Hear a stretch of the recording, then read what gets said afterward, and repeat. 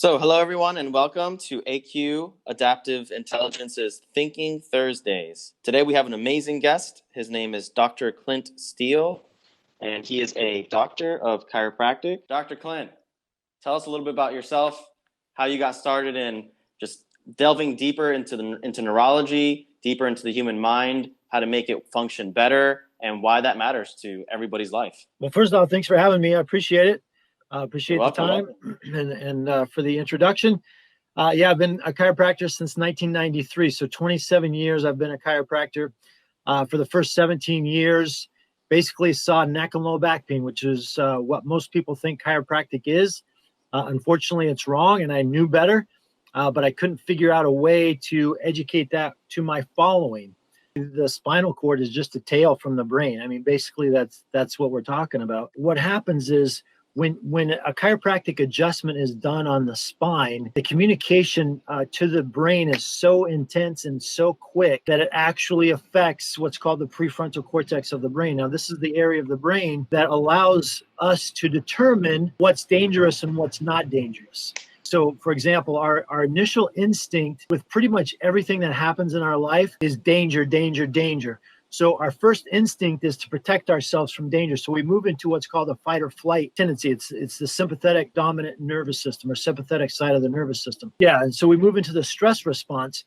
And then within an instant, the prefrontal cortex comes in and says, hey, wait a second, this is not dangerous. We're okay, we can relax.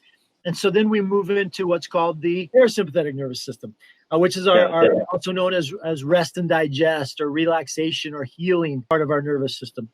But what happens is when we're stressed out, especially nowadays, right, we're all stressed to a certain extent, that limits our brain's ability, the prefrontal cortex ability to determine whether or not we're in a dangerous situation or not. And so what happens is we end up more on the sympathetic dominant side, the stress side of our nervous system is functioning at that level, which affects our health. It sends chemicals out to the body that causes our heart rate to increase, our blood pressure to increase.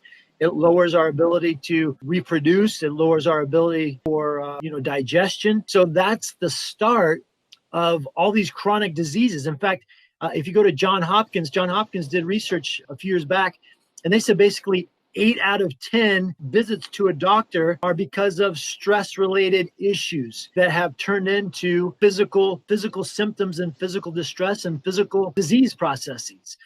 We've got other experts in the field that state that 90 to 95% of all chronic disease processes are due to stress. It all comes down to stress. The brain controls everything in your entire, if you ask a fourth grader what controls everything in your entire body, they're going to come back and they're going to say the brain. The brain controls and coordinates everything in your entire body, and it was there to develop everything before you were born. If it developed everything before you were born, and now it controls and coordinates everything in your entire body, why do we get sick? It makes no sense, right?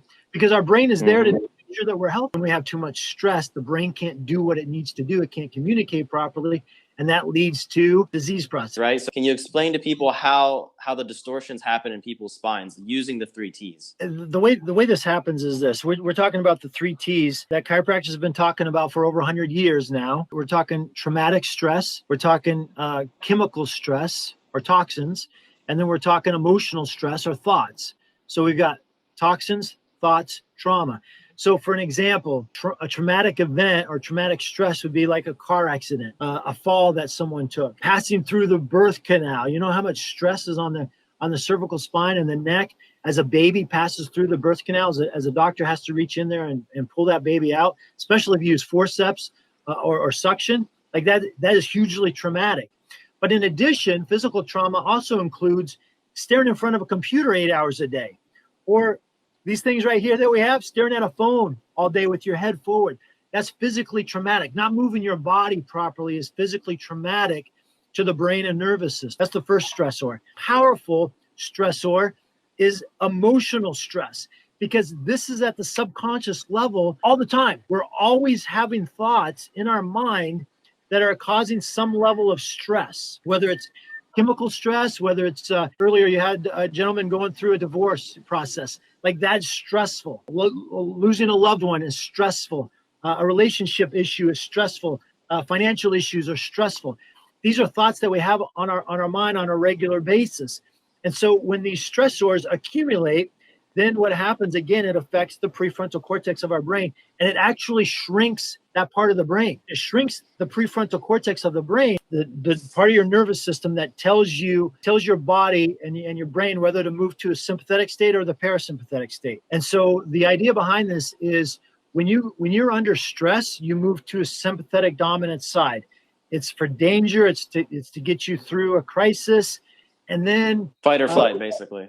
Fight or flight. So once that's done, then you become what's called adaptable. You rise to the occasion of the stress, and then you move down once the stress is gone, so that you're down here in your rest and relaxation and your healing part, your parasympathetic nervous system. The problem is this: when the autonomic nervous system doesn't know, and part of the autonomic nervous system is your prefrontal cortex that I talked about earlier. If it doesn't know what's dangerous and not, you can't move from a stressful situation to a non-stressful situation in your nervous system. That's when you have problems. Okay, it's called, basically it's your survival value. If you cannot adapt from stress to non-stress, then you're constantly in the stress, fight or flight area. And this is what's causing problems with COVID-19. If anyone's heard of cytokines, like a cytokine storm, basically this is what's happening is you're in this fight or flight, you're not able to come down off that. And so when you first go into a stressful situation, you have a cytokine storm. Your body produces all these chemicals to fight off any kind of like disease, like that's not a disease, but like a chemical that's going to be into your body, right? So it like boosts it up mega amount, but it's not meant to stay there for a long period of time. It's meant to come back down and relax, and then that cytokine storm goes away. What's happening is people are going into this cytokine storm and it's not leaving. And so what happens then is all of a sudden now the blood's not getting oxygen like it should. That's what they're dying from. And so it might start as something as simple as not being able to sleep properly, or some heartburn that's going on, or a little bit of high blood pressure that people think, oh, it's no big deal. What happens is that's the first sign. And gradually as that increases and increases, then that turns into more problems, heart disease, turns into more problems like cancer. And the longer that goes, the more severe the chronic disease process happens. So we hear about these people that say, well, the morbidity rate, is based on comorbidities and things like that. But the truth is this: even if people didn't have, high blood pressure that they knew of or digestive problem that they knew of, their nervous system still might not being able to go from sympathetic to parasympathetic that well. And that's what caused them.